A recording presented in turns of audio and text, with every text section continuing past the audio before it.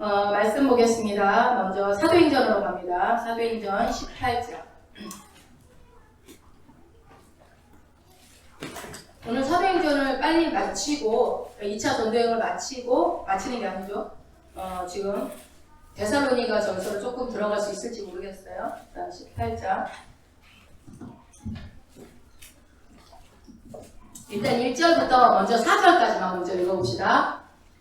같이 한 목소리로 읽습니다. 이후에 바울이 아덴을 떠나 고린도에 이르러 아굴라라 하는 본도에서 난 유대인 하나를 만나니 클라우디오가 모든 유대인을 명하여 로마에서 떠나라 한 고로 그가 그 안에 브리스길라와 함께 일랄리아로부터 새로 온지라 바울이 그들에게 가매 업이 같음으로 함께 거하여 일을 하니 그 업은 장막을 만드는 것이더라. 안식일마다 바울이 회당에서 방문하고 유대인과 헬라인을 엄연하니라. 아멘. 그럼 지금은 위치가 어디죠? 어디 와 있어요? 고린도. 네, 고린도 와 있어요. 지도상에 보면은. 근데 그 전에 어디서 있던 거예요? 아덴에서 있다 왔죠. 아덴은 베레아에서 배 타고 왔어요. 그러면 지난 시간에 아덴에서 어떤 일이 있었는지 여러분들이 기억을 하고 계셔야 돼요. 아덴에서 좋은 일이 많았죠? 지금 우리가 사도 바울이 고린도에서 머무르면서 1년 6개월을 머물러요. 1년 6개월 동안 머무르면서 서신서가 3개가 발생합니다. 뭐랄까요? 데살로니가, 전후서하고 갈라디아서. 그렇죠. 갈라디아서 이 세 가지 세 서신서가 발생하는데 최초로 발생되는 거는 데살로니가 전후서. 교회는 제일 먼저 개척된 교회는 갈라디아 교회인데 서신서는 데살로니가 전후서가 먼저 써지게 되죠. 데살로니가 전서하고 후서와의 그 시간은 얼마 정도일까요? 1년. 네, 1년 정도. 전서를 쓰고 난 다음에 후서는 1년 뒤에 이 정도로 이렇게 가는데, 자, 오늘 이 고린도 교회가 개척되는 장면을 우리가 읽은 거예요. 방금 읽은 게. 고린도 교회가 개척되는 거죠. 자, 거기 들어가기 전에 우리가 조금만 지난 시간 거를 여러분들이 좀 기억을 해봅시다. 아덴에서 바울의 속마음이 어땠을지 한번 생각을 해보자고요. 여러분, 우리가 언제나 성경을 읽을 때 그냥 어떤 역사더라 이렇게 읽으면 안 되고, 지금 이거는 이 사도행전은 역사서지만 신약의 대부분은 다 서신서입니다. 그리고 예언서도, 구약에 있는 예언서도 사실은 시예요, 시. 그래서 어떤 시의 특성을 알고 봐야 예언서가 좀 이해가 되는 것처럼 지금 이 바울이 어떤 속마음으로 지금 고린도에 왔을까? 그렇다면 아덴에서 있었던 일을 생각해보면 고린도 왔을 때 마음이 추측이 되겠죠? 일단 아덴에 있을 때 거기는 어떤 사람들이 많았다고 그랬죠? 네, 철학자들이 굉장히 많았다고 그랬죠. 철학자들은 언제나 새로운 지식을 추구하고, 그래서 아레오바고 법당으로 데리고 갈 때에 끌고 갔어요, 바울을. 바울이 뭐 복음을 전하고 있으니까 못 들었던 얘기한다 너? 우리한테 와서 얘기해버렸어. 우리 성경이 정확하게 보면 끌고 갔다라고 돼 있어요. 끌고 가서 얘기를 하니까 바울이 처음에 얘기를 할 때 이들은 새로운 지식을 원하고 아브라함에 대해서 모르는 사람이다 보니 어떻게 시작하는 거예요? 아브라함부터 시작하는 것이 아니라 천지를 만드신 하나님이라고 시작하는 거예요. 너희들이 알지 못하는 신에게라고 했는데 그 알지 못하는 신을 내가 알려줄게. 그러니까 뭐야? 새로운 얘기다? 하고 들었더니 무슨 얘기예요? 달콤한 얘기였어요? 아니, 어떤 자가 죽었다가 다시 살아났다는 부활을 얘기하는 거예요. 여러분, 부활을 만난 적이 있어요, 없어요? 이들은? 수많은 신, 다신의 아덴이라는 도시는 다신이 있었던, 수많은 신이 있었던 도시였고, 또 수많은 지식과 철학이 흥행했던 그런 수많은 신들 속의 지혜와 지식이라고 추구하는 것들 속에 있었던 그 도시에서 바울이 진짜 살아있는 사람이 있었는데 그 이름이 예수인데 그 사람이 죽었다가 살아났다? 그럼 그 사람들이 뭐라고 그랬겠어요? 뭔가 솔깃하고 들었더니 말도 안 되는 소리를 하네. 그러면서 비웃음거리가 됐어요. 그렇지만 그런 중에도 어떻게 됐어요? 이 17장 34절 한번 읽어보실래요? 그를 친하여 믿으니 그중 아레오바고 관원 디모누시오와 가마리아라는 여자와 또 다른 사람들도 있었더라. 네, 그 중에도 믿는 사람들이 있는 거예요. 그래서 바울 생각 속에는 바울은 아마 여기서 아레오바고 설교를 하고 난 다음에 생각을 했을 거예요. 도대체 사람들은 지혜를 추구하는데 그걸 뭐 때문에 그런 거예요? 구원이라는 것을 그들의 지혜를 가지고 새로운 지식, 남이 모르는 지식이 있어야, 지혜가 있어야 구원을 받는다라는 생각을 갖고 있었던 시대에 바울은 그 지혜, 너희들이 찾는 그 지혜, 최고선이라고 하는 그런 것이 무엇이냐 그랬을 때 그들은 뭐라고 그랬냐면 에피쿠로스 학파는 뭐라고요? 쾌락주의를 얘기했어요. 쾌락주의. 그죠? 육체는 무의미 아닌 마음껏 즐기자. 그 다음에 수토와 학파는 뭐를 내세웠죠? 네, 금욕주의를 내세웠어요. 이것은 무슨 인간의 지혜였어요. 인간의 지혜. 무엇을 이루기 위해서? 구원을 이루기 위해서. 구원을 이루기 위해서는 육체는 아무것도 아니니까 쾌락하고 지금 정신만 중요하다는 거죠. 그 다음에 금욕주의는 뭐예요? 어떻게 하든 간에 몸을 금식도 하고 몸을 힘들게 만들고 하여튼 고통을 줘서 그래서 어떤 구원에 이르고자. 그래서 쾌락주의나 금욕주의나 이 인간의 지혜는 무엇을 향하여 가고 있는 거예요? 구원을 향해서 달려가고 있는 거예요. 그랬을 때 바울의 입장에서는 야, 사람이 생각해내는 지혜와 하나님의 지혜와 차이점이 뭘까? 그러면서 우리가 나중에 고린도전서 공부를 하면 알겠지만 지난 시간에 그랬죠. 고린도전서에 유난히 무슨 말이 많이 나온다고 그랬어요? 네, 지혜라는 말이 많이 나온다고 그랬어요. 지혜, 사람의. 그래서 지난 시간에 우리가 고린도전서 1장을 읽어봤죠. 거기서 그래서 그럼 도대체 하나님의 지혜는 뭐냐? 인간의 지혜는 이런 건데 그런데 누가 구원을 얻은 사람이 있어요? 없어요? 아무도 없어요. 없으니까 계속 지혜를 찾고 있어요. 또 다른 지식, 새로운 지식만 보면 막 솔깃하고 찾아요. 거기 혹시 구원이 있을까 해서. 그래서 저 사람이 모르는 구원을 내가 터득했다고 생각을 했어요. 새로운 지혜를 얻었네? 나 구원받았네? 원종우 집사가 알아버렸어. 나만 알던 거. 그러면 어떻게 되는 거예요? 그 구원은 무효가 되는 거예요. 참 힘들어요. 힘들게 살고 있던 이들에게 바울은 생각했어요. 도대체 구원이 뭘까? 왜 이것을 생각했을까라고 우리가 추측을 하냐면 고린도전서에서 썼던 서신서의 내용들을 추측해보면 아마도 바울이 그런 생각을 했을 거라고 보는 거예요. 야, 하나님의 지혜가 있고 사람의 지혜가 있어? 사람의 지혜는 이러이러해? 하나님의 지혜는 이러이러해. 그렇다면 기왕에 똑같이 구원을 받을 거라면 인간이 만든 지혜보다는 누구요? 하나님이 만드신 지혜로 그것을 믿는 것이 더 현명하지 않겠는가? 이 생각하지 않겠어요? 구원이 무엇이냐는 거예요. 구원이. 여러분 구원이 무엇입니까? 구원이 뭐예요? 구원을 인간 스스로 받을 수 있나요? 그렇다면 그건 구원이 아니죠. 아까 인간이 스스로 만들어낸 지혜 속에 우리가 그 지혜, 하나님의 지혜는 근데 뭐라고 해요? 바울이 깨달았던 하나님의 지혜는 뭐였습니까? 뭐를 자랑한다고 그래요? 십자가 외에는 자랑하지 않겠다고 그래요. 그래서 사람의 지혜로는 그것이 어리석어 보이지만 하나님의 지혜는 십자가라는 거예요. 그 얘기를 하면서 나는 십자가 외에는 이제 더 이상 알지 않겠다. 십자가만 알겠다라는 선포를 하죠. 고린도전서 읽어보면. 여러분 다 까먹어버렸어요? 다시 한번 거기만 아니요 그냥 보지 맙시다. 갈 길이 머니까. 그래서 이것을 이 하나님의 지혜가 십자가라는 것을 깨닫게 하는 것은 누구다 오지? 누구만이 깨닫게 해주십니까? 바로 성령님만이 깨닫게 해주신다는 것을 바울은 알아버렸어요. 그래서 고린도전서 얘기하는 건 내가 너희들이 알고 있는 그 지식 나는 다 배설물로 여기기로 했다.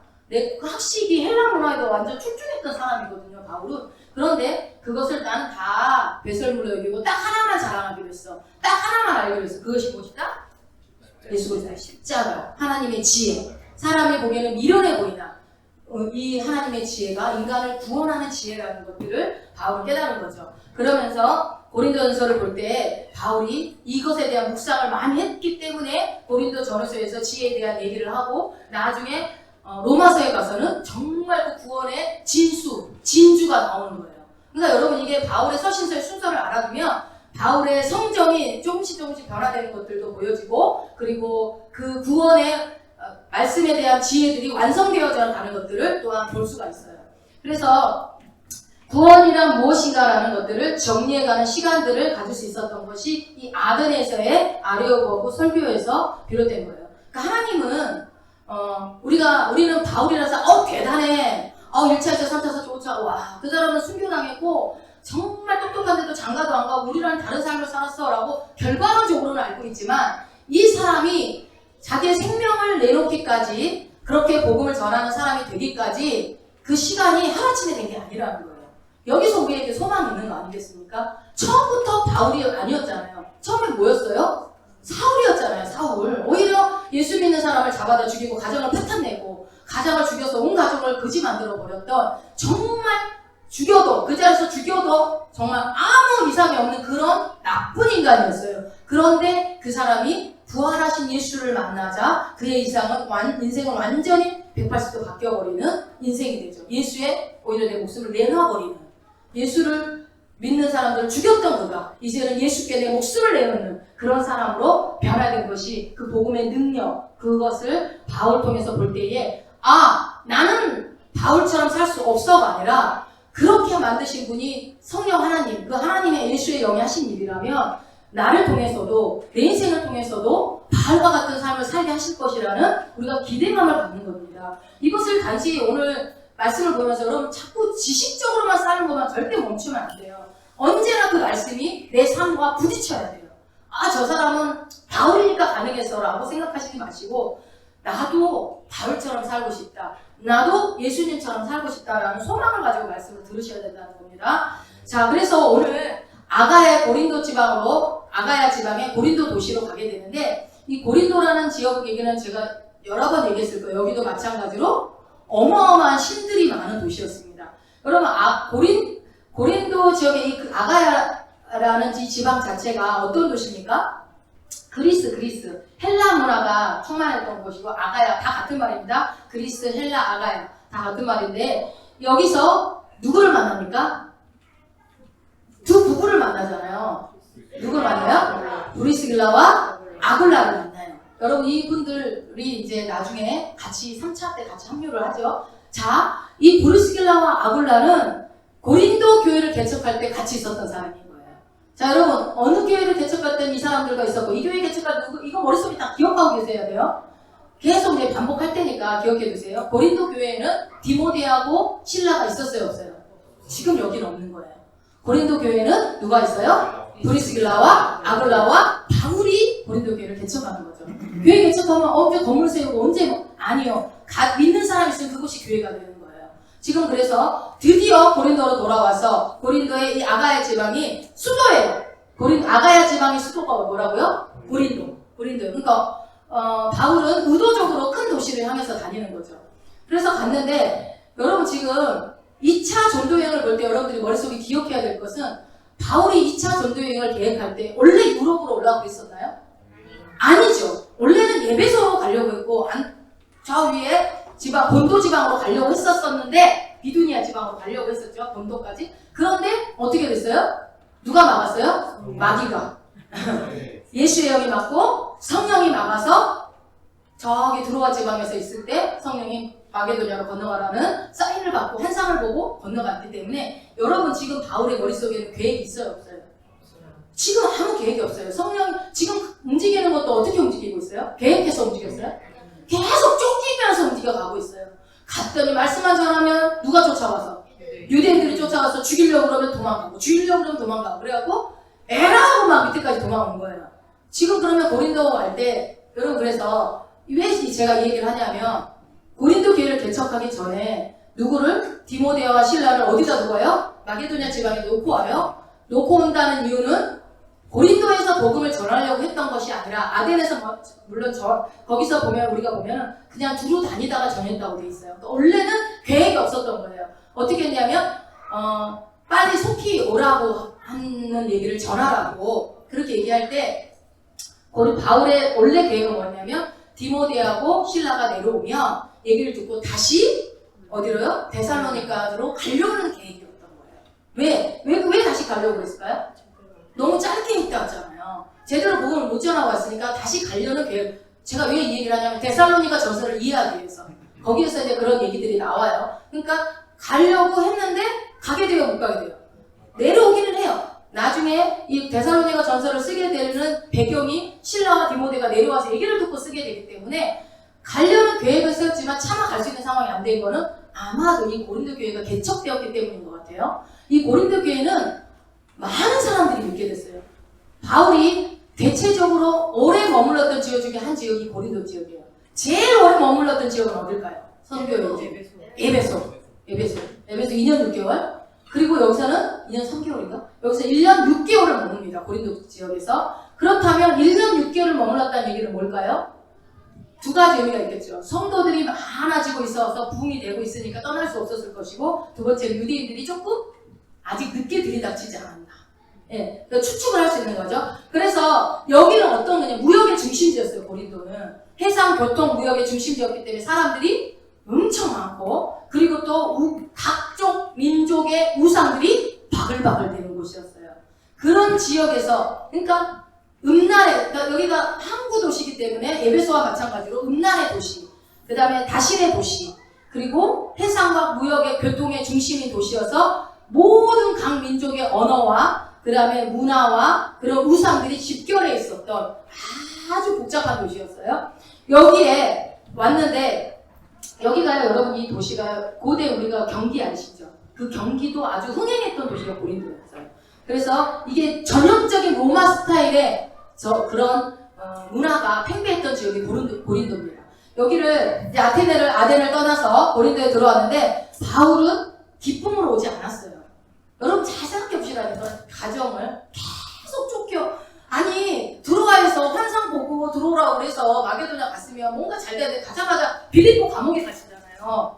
그리고 가자마자 갔다가 아비볼리아, 데살로니가 간 데마다 쫓겨다니고, 그러다가 어떻게 돼요? 쫓겨서 아델까지 왔어. 근데 아델에서 전했던 설교 내용이 폭망을 하고, 그러고 나서 고린도까지 왔어요. 그러니 그 마음이 어떨지를 한번 상상을 해보시라는 거예요. 그러면서 굉장히 아마 표정이 심각했을 것 같아요, 바울이.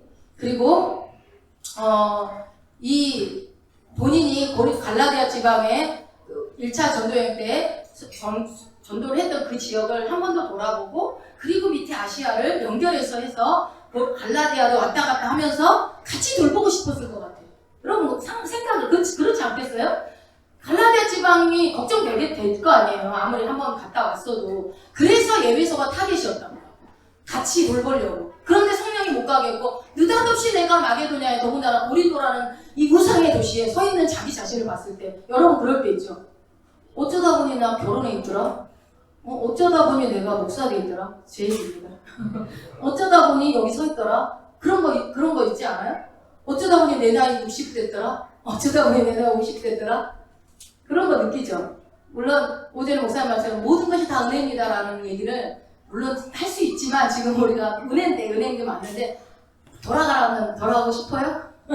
돌아가고 싶지 않은 시간들이 참 많이 있죠. 그럼에도 불구하고 내가 이 자리에 올 것은 주의 은혜라는 고백들이 예수 믿는 사람들의 전형적인 고백이고, 그것도 진실이기도 하고. 근데 어느 순간 와 있는 거예요. 그러니까 바울도 분명히 2차 선도여행의 계획은 이게 아니었는데, 만신창이가 돼가지고 고린도의 한 도시, 북적북적한 도시에 서 있는 거예요. 여러분이 바울이라고 생각해봐요. 혼자, 덩그러니. 바울도 없고, 아니, 실라도 없고, 디모데도 없는데, 혼자서.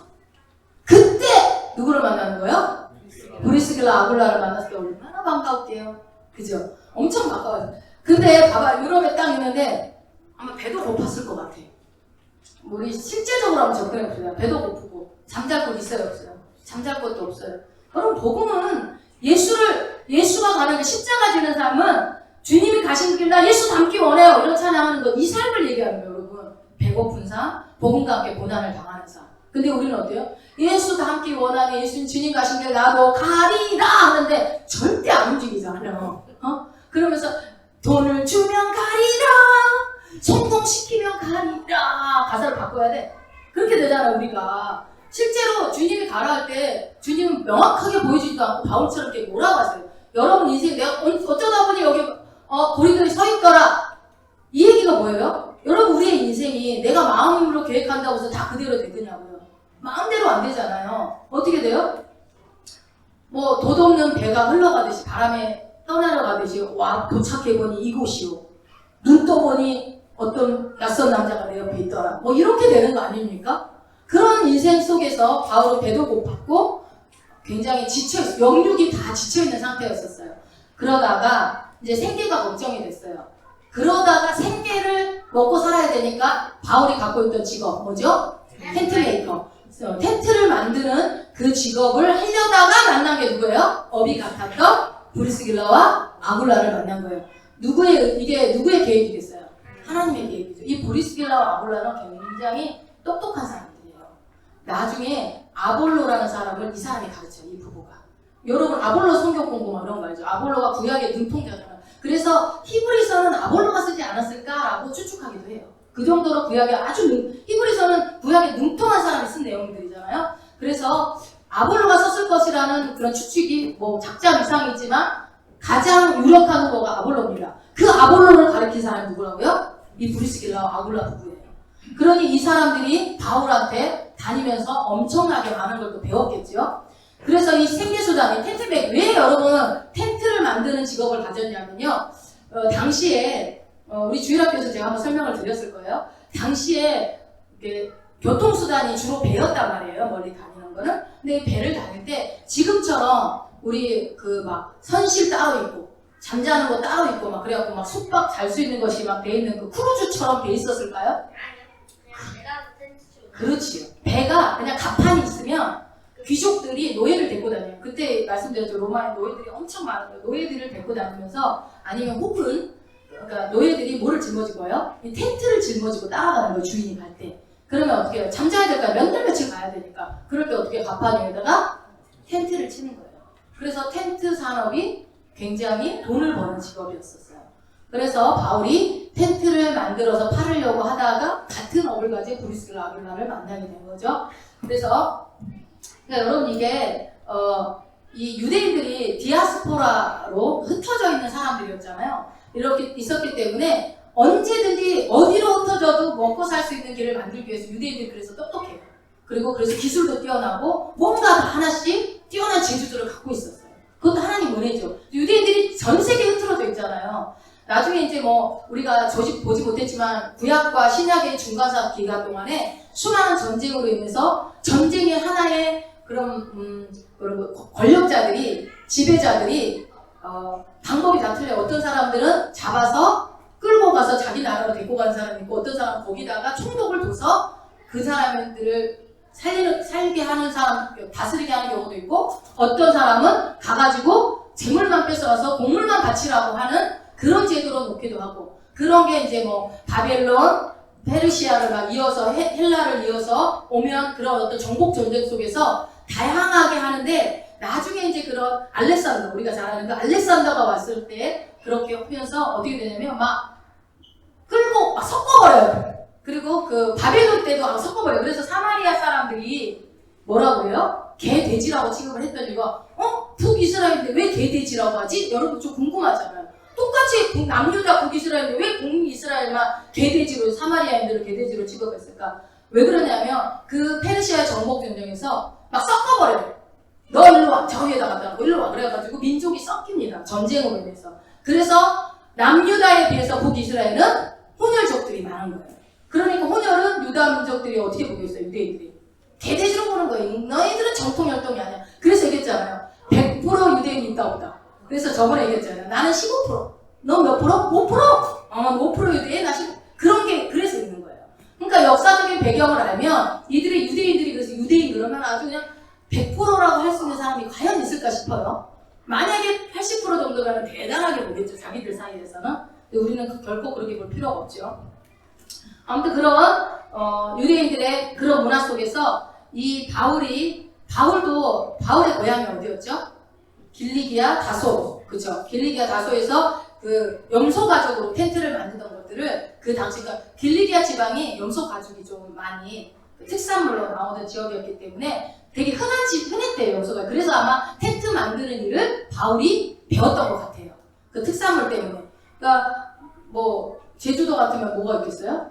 줄 따는 일만 했겠죠. 그런 식으로. 그다음에 뭐 강원도다 그러면 고기 잡고 또 뭐 있어요? 감자 키우고 뭐 감자하는 요리 강원도 사람보다 더 잘하는 사람이 없겠죠. 그런 식으로. 그래서 바울은 염소 가죽이 흔했던 길리기아 지방에서 태어났기 때문에 텐트 만드는 일이 직업으로 가지고 있었고 여러분 그 옛날에 철학자들도요 직업이 다 있었어요.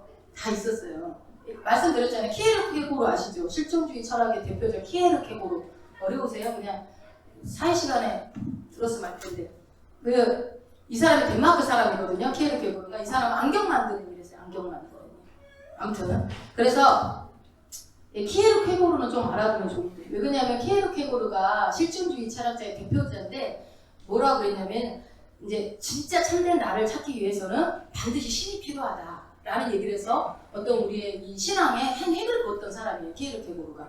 그래서 반드시 인간의 약함과 인간의 그 무한성의 그 한계는 신만이 해결할 수 있다. 굉장히 성경적이잖아요. 네. 누구 알아더라고요? 솔직히 말해요. 키에르케고르 기억나는 사람. 신승수 장관 혼자 기억나네. 저 배우지도 않아서 몰라요. 너 오늘 배웠다. 네, 기억해라. 이 두 사람은 뭐 최근까지 공부한 사람들 아니에요? 여기서 제일 최근까지 공부한 사람. 아무튼 저는 되게 감사한 게요. 제가 진짜 세계사 지리 잘 모르거든요. 근데 생각나요. 희한해요. 저 점수도 별로 못 나왔거든요. 그때 시험 볼 때. 근데 이 철학자들이 그때 깔깔깔깔 외웠던 것들이요. 이게 몇십 년 전에 고등학교 때 공부했던 게 생각이 나요. 세상에. 키에르케고르는 너무 기억나요. 실존주의자. 이상하죠? 이 자리에 서봐야 생각난다니까. 감사해요. 주의 은혜로 합니다. 그래서 주의 은혜로. 그래서 어쨌든 이때 이 귀족들이 여행할 때 필수품인 텐트를 만들었던 그 직업을 했던 브리스길라 아굴라를 만나서 안식일마다 회당에서 복음을 전하게 되죠. 그때 개척한 교회가 뭐라고요? 고린도. 네. 드디어 몇 번째 교회가 만들어지겠습니까? 고린도 교회가 개척됩니다. 어디예요? 고린도의 아가야의 고린도 도시, 고린도 교회가. 여기서 고린도 교회를 만든 사람 누가 누구예요? 브리스길라 아굴라와 바울이 개척을 합니다. 그래서 이때 여러분 가봅시다. 보니까 우리가 2절에 보니까 아굴라라는 본도에서 난 그러니까 본도가 어디예요, 여러분? 여기서 딱 보면은 본도는 저기구나. 이게 기억나야 돼. 지도 안 보고. 그래서 여러분 외우라는 거예요. 아굴라가 어디 지역 사람이라고요? 저기. 그런데 지금 있는 곳이 어디라고요? 여기. 어떻게 해서 여기까지 왔대요? 로마에 있던 네. 여기 이유가 나오죠? 읽어볼까요? 2절. 아굴라라는 본도에서 난 유대인 하나를 만나니 글라우디오가 모든 유대인을 명하여 로마에서 떠나나 함으로. 여러분 글라우디오가 누구예요? 황제입니다. 황제. 로마의 몇 대 황제? 4대 왕제. 그렇지요. 4대 황제. 이 글라우디오가 칙령을 내립니다. 왜요? 뭐 때문이요? 그건 로마서였어. 간단하게 얘기하면 유대인들이 자기들끼리 그런 율법으로 막 싸우니까 아이고 복잡하다 정신없다. 유대인들 싹 나가. 이렇게 해버린 거예요. 그러니까 왕들마다 통치 방법이 다른데 어떻게 하냐면 거기서 나중에 AD 64년에 네로는 어떻게 해요? 그냥 다 죽여버려요. 죽여버리는 왕이 있는데 글라우디오는 어떻게 했다고요? 쫓아버린 거예요. 근데 네로가 다시 불러들이거든요. 5년 뒤에. 5년 뒤에 다시 불러들여. 글라우디오 칙령으로 인해서 그 당시에 4만에서 5만 명이 쫓겨납니다. AD 몇 년이냐면 AD 59년 아니 49년. AD 49년에서 한 50년경에 글라우디오 칙령에 의해서 이제 쫓겨져 나가는데 이 사람들이 로마에서 이렇게 있다가 다 이렇게 쫓겨져서 나가가지고 흩어지게 돼요. 그런데 네로 때가 되니까 유대인들이 똑똑한 거야. 유대인들이 없으니까 뭔가 이렇게 경제가 발전이 안 되는 거예요. 그래서 야 보니까 이거 누가 썼어? 그 유대인이 했던 거. 이거 누가? 그 은행 업무 그 사람이 잘 받. 그래? 야 다시 다 오라 그래. 네로가 경제 발전을 위해서 유대인들을 끌어들입니다. 유대인들이 똑똑한 거는 옛날이나 똑같았던 것 같아요. 하나님이 지혜를 주셨나 봐요. 그래서 이들이 5년 만에 다시 돌아갑니다. 자기 집으로. 돌아갔더니 기존의 이방인들이 다 차지하고 있는 교회를 그래서 문제가 티격태격 나서 쓰게 된 게 바로 로마서가 쓰여지게 되는 거예요. 그러니까 로마서에는 써여지는 내용은 그런 배경에 의해서 로마서. 나중에 로마서 볼 때는 그때가 다시 한번 말씀드릴게요.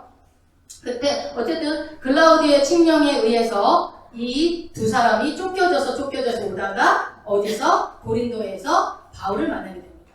주님이 계획하신 일이겠죠. 주님이 만나게 하신 거겠죠. 그래서 같이 회당에서 복음을 전하고 유대인과 헬라인을 구별했다는 것은 유대인이라는 게 전 세계에 다 흩어져 있잖아요. 그 사람들고 그리고 또 헬라인 이방인에게도 복음을 전했다라는 게 4절이고요. 자 거기서부터 이제 우리가 18장 5절부터 일단 11절까지 같이 한 목소리 읽어보겠습니다. 실라와 디모데가 마게도냐로서 내려오매 바울이 하나님의 말씀에 붙잡혀 유대인들에게 예수는 그리스도라 밝히 증거하니 저희가 대적하여 해방하고는 바울이 옷을 떨어가되 너희 피가 너희 머리로 돌아갈 것이요 나는 깨끗하니라. 이후에는 이방인에게로 가리라 하고 거기서 옳게 하나님을 공경하는 디도 유수도라 하는 사람의 집에 들어가니 그 집이 회당 옆이라. 또 회당장 그리스도가 온 집으로 더불어 주를 믿으며 수단 고린도 사람도 듣고 믿어 세례를 받더라. 밤에 주께서 환상 가운데 바울에게 말씀하시되 두려워하지 말며 잠잠하지 말고 말하라. 내가 너와 함께 있으니 아무 사람도 너를 대적하여 해롭게 할 자가 없을 것이니 이는 이 성 중에 내 백성이 많음이라 하시더라. 1년 6개월을 위하며 그들 가운데서 하나님의 말씀을 가르치니라. 아멘. 여러분 이게 짧은 몇 구절이 1년 6개월 흘러가네요. 그죠? 여기에서 이 마게도냐에서 누가 와요? 드디어 신라와 디모데가 내려옵니다. 남아있던 마게도냐에 남아있던 디모데와 신라가 고린도로 오자마자 여러분 어떤 일이 일어났어요? 여러분 이게 성경을 슬쩍 읽지 말고 한번 봐봐요. 5절에 보니까 뭐라고 나와있어요? 바울이 하나님의 말씀에 붙잡혀. 이게 무슨 뜻일까요? 아니 그 전에는 안 붙잡혔었나? 근데 이게 앞에 뭐라고 나왔어요? 신라와 디모데가 마게도냐에서 내려왔더니 말씀에 붙잡혔대요. 이게 무슨 말이에요? 네? 집중기도 해줬나? 가지고 자, 그 전에 바울이 무슨 일을 했었어요? 브리스길라 아굴라와 함께 뭘 했어요? 텐트 메이킹. 그러니까 주로 먹고 사는 생계일을 하면서 아마 밤에 뭐 복음을 전했거나 주말에 안식일에만 전했거나 그랬을 것 같아요. 주중에는 계속 일하다가. 그런데 그들이 오니까 같이 또 힘이 났겠죠. 혼자 얼마나 외롭겠어요. 그런데 오니까 갑자기 텐트 메이킹 하는 일은 접어뒀다는 거예요. 오직 주의 일에만, 그러니까 말씀을 전하는 일에만 매진했다는 거예요. 다른 데서 시간 안 쓰고 주의 복음 전하는 일에 몰두했다는 얘기예요, 이 말이. 그래서 본격적으로 사역을 매진하니까 어떤 일이 일어나요? 많은 사람이 믿었다고 나와있죠. 8절 하는 거, 8절. 또 회당장 그리스도가 온 집으로 더불어 주를 믿으며 수단 고린도 사람도 듣고 믿어. 네. 회당장도 믿고. 회당장 정도면 좀 하나님을 잘 섬기고 있었겠죠. 예수를 모르는 거지. 그렇게 했는데 수많은 사람들이 믿기 시작한 거예요. 그런데 그 중에 또 안 믿는 사람들도 있었지요. 그래서 여러분 그 옆에 회당장 옆에 누가 또 있었대요? 고린도 교회 모임 장소가 있었다고 그랬죠. 회당 옆에 디도 유수도 누구예요? 이 사람? 디도 유수도 떨어져 죽은 사람은 디도 유수도의 집. 여러분 이 디도 유수도가 누군지가 기억나요? 디도 유수도라는 사람이 성경에 3명 나와요. 3명. 자 기억해보세요. 유수도라는 말은 의롭다, 올바르다라는 뜻인데 이름이 사도행전 1장에 보면 그 가룟 유다가 죽은 자리에 누구를 세워요? 새로운 사람을 사도를 하나 세우기 위해서 2사람이 꼭 올라옵니다. 한 사람은 유수도라는 요셉. 기억나세요? 유수도라는 요셉과 그 다음에 마띠아. 그러니까 유수도라는 요셉이라는 거 보면은 마띠아는 아무 설명이 없는데 유수도라는 설명을 하잖아요. 요셉이 더 유명했고 또 존경받든지 뭔가 사람들에게 알려진 사람이었을 거라고 추측을 하죠. 그러나 성령은 누구를 뽑아요? 마띠아를 뽑습니다. 마띠아를 12번째 제자로, 사실 실제로 13번째 제자로 마띠아를 뽑히죠. 그때 나오는 유수도라는 요셉이라는 사람 유수도가 나오고요. 두 번째는 사도행전 18장에 디도 유수도를 본 거 나온 디도 유수도가 나오고, 세 번째는 골로새서 4장 11절에 나오는 유수도라는 예수, 바울의 동역자가 나옵니다. 그러니까 여러분들이 이렇게 나올 때 헷갈리시면 안 돼요. 아, 이 유수도, 이 유수랑 다 똑같은 유수도인가 보다. 그 떨어져 죽은 사람은 유두고죠. 유두고. 그러지 마. 네. 하여튼 비슷한 일이 많아가지고. 그래요. 그래서 온 집안이 이제 세례를 받고 이제 고린도 교회는 성장해 갑니다. 그래서 이때 여러분 보면 여기서요. 굉장히 성장을 하고 세례도 받고 했는데 9절에 이런 말씀이 나오잖아요. 하나님이 환상으로 그 마게도냐 환상에 이어서 두 번째 환상으로 나타납니다. 바울이 심령이 어땠을지가 이 환상을 통해서 나타나죠. 뭐라고 해요? 두려워하지 말고 잠잠하지 말고 말하라. 그 말은 두려워하였고 말하기 싫었고 잠잠하고 싶었고 그러지 않았겠어요? 바울이 지금 말도 하기 싫을 때 여러분 그럴 때 있죠. 그냥 아무 말도 하기 싫어 그냥 그럴 때 있잖아요. 그리고 그냥 냅뒀으면 좋겠어. 아주 건들지 말았으면 이 상태인 것 같아. 그러기 상태.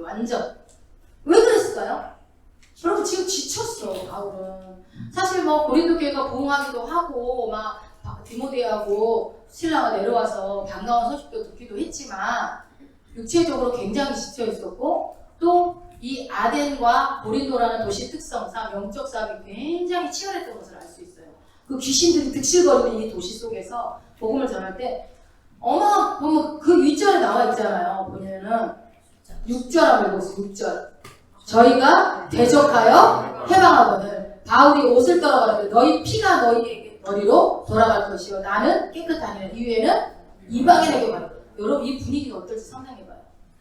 보면은 그러니까 뭐래요? 저희가 대적했고 해방했다고 그랬어요. 말씀 전할 때 와가지고 엄청나게 해방을 놓고 막 딴질 걸고 야 너 그거 뭐 하면서 막 엄청난 방해를 했겠죠. 귀신이 뭐 그런 거 가리겠습니까? 방해했는데 여러분 믿음에서 떨어지게 하려는데 귀신이 사람 가리겠어요? 환경 가리겠어요? 뭐 형편차도 가리겠어요? 시간 가려요? 계절 가려요? 아니요. 어떻게 하든가 밤낮으로 우리를 그리스도에게서 떨어뜨리려고 하는데 마귀가 하는 일이죠. 바로 여기서 바울에게도 그런 일들이 굉장히 치열한 영적 싸움에서 아주 목숨 걸고 복음을 전했던 바울에게 여러분 영적 침체 같은 것이 찾아온 거예요. 여러분 영적 침체는 막 겉으로 보기 훌륭한 사람 목회자들한테 안 오는 게 아니에요. 목사들도 와요. 영적 침체가 드러나지 않을 뿐이지 실상은 영적 침체. 그리고 그게 이상한 게 아니에요. 여러분 침체가 나쁜 거예요? 그쵸? 단어 자체는 약간 나쁜 것처럼 보이죠. 여러분들도 신앙생활 하다 보면 침체가 와요. 그런데 여러분 그 침체로 인해서 내가 더 성장하기도 해요. 꼭 침체가 나쁜 건 아니에요. 침체가 올 때는 어떻게 해요? 좀 잠깐 멈추면 돼요. 계속 가지 말고 좀 잠깐 멈춰서서 내가 어디에서 내가 믿음이 떨어졌는지를 다시 돌아보는 시간을 갖는 게 중요하지 침체 자체가 나쁜 게 아니라니까요. 하나님이 오죽하면은 잠깐 중지하겠어요. 자, 바울이 지금 막 신나게 복음을 전하면서 온 것 같아 보였지만 힘들고 지쳐서 여기까지 와서 고린도에 와서 그곳에서 수많은 사람 만들어냈지만 바울 속에서는 너무나 힘이 들었어요. 이런 한계가 온 거죠. 스스로의 한계. 여러분 목회자들은 한계가 안 올까요? 어마어마한 한계에 부딪히죠. 여러분들 뭐 권사 장로 되면은 한계가 안 와요 신앙에? 더 올 거예요 아마. 믿음이 깊어지면 깊어질수록 말씀에 부딪힘이 없습니까? 더 많이 부딪혀요. 내 죄가 없어집니까? 더 많은 죄가 드러나요. 여러분 믿음이 성장하면 성장할수록 믿음이 더 막 연약한 것 같고 죄가 더 많이 발견돼요. 그게 정상이에요. 바울도 많은 사역을 하는 것처럼 보였지만 그 마음에는 계속 영적인 침체가 찾아오고 있었어요. 나 이대로 못하겠다. 더 이상 못하겠다. 나 그만했으면 좋겠다. 그러니까 이제 하나님께서 친히 환상으로 찾아오는 거예요. 아직은 때가 아니다. 뭐라고 그래요? 중요한 얘기를 하죠. 우리 10절 나한테 하는 말씀을 듣고 10절 한번 봐봅시다. 내가 너와 함께 있으면 아무 사람도 너를 대적하여 해롭게 할 자가 없을 것이니 이는 이 성 중에 내 백성이 많으니라 하시더라. 너무 감동적이지 않아요? 바울이 울었을 것 같아요. 저는 이 말을 듣고 많이 펑펑 울었을 것 같아요. 제가 바울이었다면 엄청나게 울었을 것 같아요. 왜냐하면 주님이 이러하잖아요. 먼저 그러잖아요. 네 사역할 거 많다 얘기부터 먼저 안 하세요. 무슨 얘기부터예요? 내가 너와 함께 있다고. 여러분 주님이 나와 함께 계신 믿으십니까? 여러분 아무리 힘들고 어려워도 주님이 나와 함께 계셔요. 내가 죽을 것 같고 난 믿음도 바닥인 것 같고 나는 하나님 버린 거 아니요. 그때 주님이 가장 함께 계세요. 가장 가까이 계세요. 내 옆에. 그 함께 계시다는 것을 주님이 말씀하시는 거예요. 그리고 아무도 너를 못 괴롭혀. 대적하여. 위에도 보니까 8절에 저희가 대적했다고 나오죠. 이 대적하여가 죽을 만큼 힘들었던 대적이었나 봐요. 바울이 말하고 싶지 않았고 더 이상 복음 전하고 싶지 않았던 영적인 침체가 올 정도였으면 여러분 이런 시간이 우리에게도 다 옵니다. 반드시 와요. 이런 시간들이 올 때에 바로 뭐예요? 예수 붙잡는 거예요. 말씀 붙잡는 거예요. 그러면 주님이 뭐라고 그래요? 말씀하시죠. 너를 대적하여 해롭게 할 자가 없을 거고 내가 너를 지킬 거고 너를 보전하고 너와 항상 함께 하고 그러고 나서 사명을 다시 주죠. 이 성에 내 백성이 너무 많아. 예수를 모르고 죽어가는 그들에게 복음이 전해져야 돼. 내 백성, 선택된 구원받아야 될 자가 너무 많아. 이건복싱은 많은데 일할 자가 없네. 바울아 네가 힘내서 내 일을 해줘야 되겠어. 라고 마지막에 사명을 주시죠. 여러분 이 하나님이 너무 친절하시지 않아요? 하나님은 막 무대포로 그렇게 하시는 분이 아니에요. 내 형편처지, 내 마음, 내 육체의 연약함, 내 정신의 연약함, 내 영혼의 연약함도 다 알고 계시고 그럴 때마다 필요에 따라 현상으로도 때로는 찬양으로, 때로는 사람을 통해서, 때로는 말씀 중에 위로하세요. 힘내라고. 그러면서 그 말씀을 환상을 보고 난 다음에 바로 11절이 이어지죠. 어떻게 해요? 금방 죽을 것 같고 떠나고 그만 말하고 싶었던 바울이 1년 6개월이나 머물면서 복음을 전하게 되는 거예요. 여러분 우리가 주님 말씀 한 말씀이면 끝나요. 아무리 힘들고 어렵고 답답한 것도요. 어느 날 말씀 중에 내가 너와 함께하고 있어. 누구도 너를 못 괴롭혀. 너 죽일 수 없어라는 그 말 한마디에 우리는 다시 일어나는 거예요. 왜요? 그 말을 믿으니까.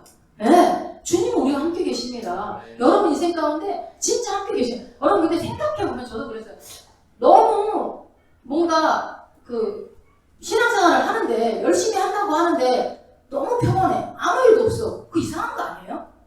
그 이상한 거 아닙니까? 내가 열심히 기도 생활하고 만약에 예를 들어 내가 열심히 예배 안 빠지고 정말 그게 어떤 억지로가 아니라 내 마음이 주님을 기쁘시게 하기 위해서 여러분들이 성전에 달려오고 말씀대로 살려고 노력하는데 하는 일마다 안 되고 뭔가 하는 일마다 방해가 되고 이제는 지쳐서 더 이상 일어날 수 있는 힘도 없다고 느껴지는 게 그게 이상한 무슨 일인가요?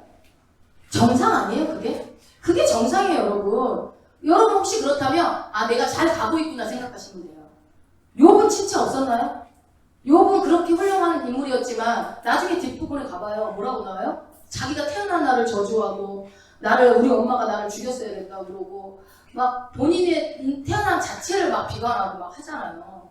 힘들어하고 그리고 친구들이 나중에 막 얘기했을 때 나도 다 알거든! 막 이러잖아요. 너만 아냐? 나도 안다! 막 이러잖아요. 여러분 욥이 그게 막 신령하게 끝까지 간 분이 아니에요. 나중에 하나님이 막 보여주면서 혼내는 거잖아요. 너 알아? 이거 알아? 저거 알아? 이게 뭐예요?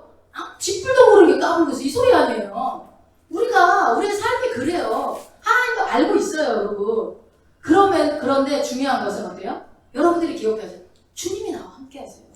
사도 바울과 함께 했던 그 하나님이 나와 지금도 함께 계시다니까요? 앞으로도 함께 하실 것이고. 그렇게 바울은 꽤 오랜 기간 동안 이 고린도에서 머물면서 사역을 하게 되는데 이제 여기서 데살로니가 전서로 가게 될 것은 아가야 지방의 고린도 지역의 고린도 교회를 개척 중에 바로 데살로니가 전서가 쓰여지게 되는데 이 1년 6개월 안에 일어난 일이에요. 쓰여지는데 반가운 사람인 제자 아들 같은 디모데와 실라가 옵니다. 그런데 그때가 이제 브리스길라 아굴라를 만날 때가 AD 한 50년경쯤이거든요. 그러니까 AD 50년경에 디모데와 실라를 그때 같이 만나는 거예요. 그럼 이제 여러분 이제 상상을 해봅시다. 바울하고 브리스길라 아굴라하고 셋이서 열심히 사역하고 일하고 막 하고 있어요. 그러면서 아마 제자 훈련을 브리스길라 아굴라한테 아마 빡세게 시켰을 것 같아 가까이에서. 그 중에 디모데하고 실라가 왔어요. 그래서 5명이서 같이 앉아서 식사를 하는 시간이에요. 저녁에 모였어요. 당연히 밥 먹겠죠. 그랬을 때 무슨 얘기가 오고 갈까요? 무슨 얘기가 오고 갈까요? 이제 서로 소개하겠죠. 브루스기라고 우리가 거기서 살고 있었는데 글라우디가 그냥 침령을 내려가고 우리가 쫓겨가지고 왔다가 보니까 어떤 거지 같은 분이 선생님이 계셔가지고 봤더니 바울 선생님이 와서 우리가 만나가고 같이 일을 했다네 막 이런 얘기를 하겠죠. 그러니까 그러냐고 했더니 이제 디모데는 저도 그 1차 우리 선생님이 여행 중에 나를 만나갖고 그걸 봤는데 그러다가 제가 2차 때는 합류를 같이 했습니다. 그렇게 해서 알게 된 사람이다. 자기 소개를 막 했겠죠. 그럼 신라는 뭐라고 그러겠어요? 내가 1차 전도회 끝나고 나서 우리 이 선생이 와가지고 이방인들도 구원을 얻을 수 있다. 할례 받지 않아도 구원을 얻을 수 있다라는 빵빵빵 그 공문서를 들고 내가 올라갔던 사람이요 같이. 그게 누구예요? 신라. 제가 이렇게 얘기하는 이유는 굳이 얘기하는 여러분들 기억하라고 얘기하는 거예요. 그래갖고 그렇게 공문서 편지를 들고 내가 예루살렘 종교회 대표로 내가 갔던 사람이요 하면서 신라가 자기도 뭐 소개를 하겠죠. 그러셨냐고. 그러면서 같이 우리가 말이지 빌립보로 갔는데 말이지 빌립보에서 옥에도 갇혀가지고 세상에 막 지진이 일어나가지고 어머니 죄를 흘렸어? 이런 얘기 하지 않겠어요? 할렐루야 막 이런 얘기를 하고 가겠죠. 여러분 제가 왜 이렇게 얘기해요? 실제 현실적. 그러니까 다 생략돼 있는데 그런 얘기가 오고 갔을 거예요. 그러면서 막 이런저런 얘기하면서 그 식탁을 여러분들 상상하시라는 거예요. 재밌었겠죠. 그러면서 이야기꽃을 피우다가 디모데와 실라가 데살로니가 성도들의 얘기를 했을까 안 했을까요? 당연히 했죠. 당연히. 그러면서 마게도냐 소식을 아마 데살로니카만 있었던 게 아니라 왔다 갔다 하면서 아마 사역을 했을 거예요. 그러면서 상황을 보고를 하고 나니까 그때 그 얘기를 듣고 바울이 이대로는 안 되겠구나. 내가 갈 수는 없고 편지를 써야겠다 하면서 했던 것이 데살로니가 전후서 편지가 발생됩니다. 여러분 이제 사도행전에서 맨 처음 등장한 편지예요. 그러니까 이 편지가 어떤 의미가 있을지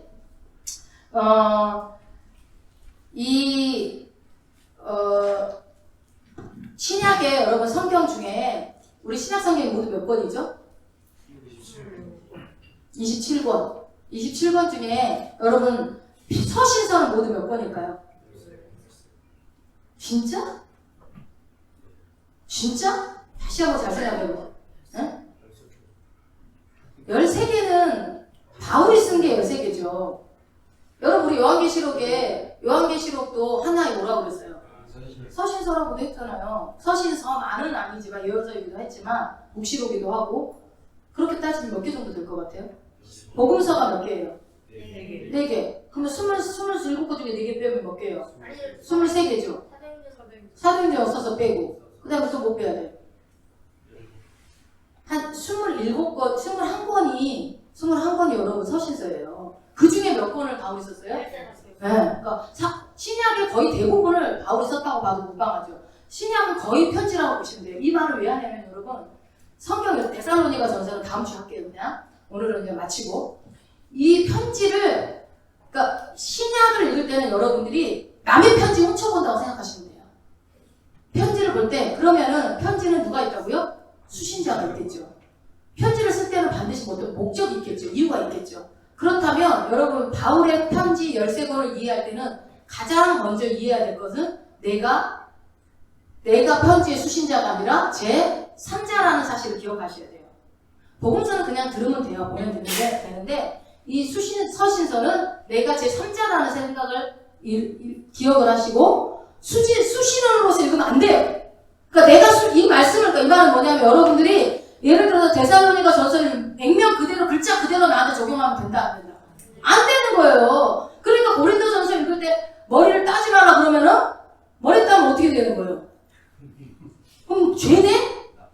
돼지고기 먹으면은 뭐 안 된다 그래서 뭐 못 먹는 사람 아니에요. 그 배경을 모르니까 그런 소리 하는 거예요. 그러니까 반드시 원독자 수신자의 입장 그리고 어떤 상황이 있었으니까 썼겠죠. 역사적 배경, 상황, 그 다음에 그 사람의 입장을 고려해서 읽어야 돼요.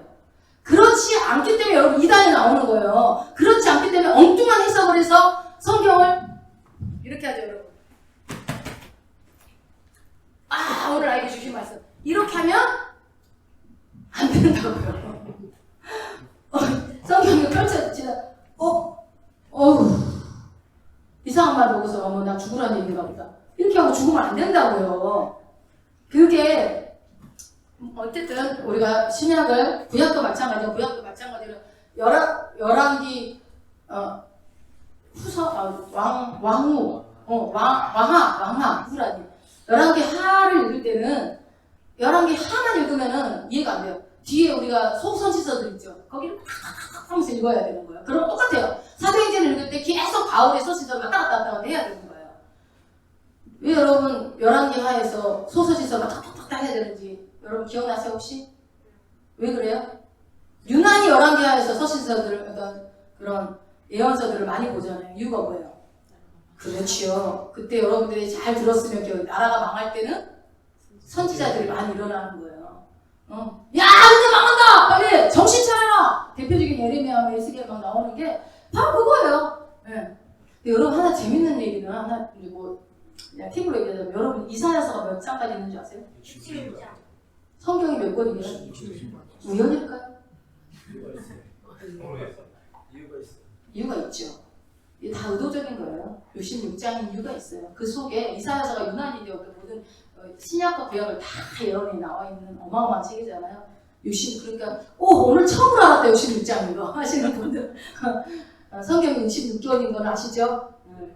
네, 그래서 이사야서에는 많은 예언들이 들어있죠. 그것까지 지금은 얘기하기는 그렇고 아무튼 발신인과 수신인과의 관계를 일단 기억을 하시고서 보셔야 되고 이 발신인과 수신인 간의 이 상황 파악과 과 그 시대가 왜 그랬는지 그 교회 문제가 어떤 문제가 있었는지를 여러분들이 파악을 한 다음에 그러면서 들어가야 영적인 의미가 보이는 거예요. 처음부터 영적인 의미를 보면 안 돼요. 말씀을 볼 때. 그러면은 막 갖다 붙여서 내가 보고 싶은 말씀만 취하게 돼요. 그럼 절대 그러면 안 돼요. 절대로. 그래서 서신서는요, 이런 약간 예언서하고 약간 성향이 약간 비슷합니다. 구약에서 예언서처럼. 그래서 이 첫 번째, 바울의 첫 번째 데살로니가 편지가 이제 쓰여지게 되는 것입니다. 여러분 기대되십니까? 네. 데살로니가 전서에, 여러분이 다음 주에 데살로니가 전서를 좀 읽어가지고 오세요. 전서를. 그 대신 이제 읽을 때 어떤 방금 얘기한 입장을 한번 읽어보세요.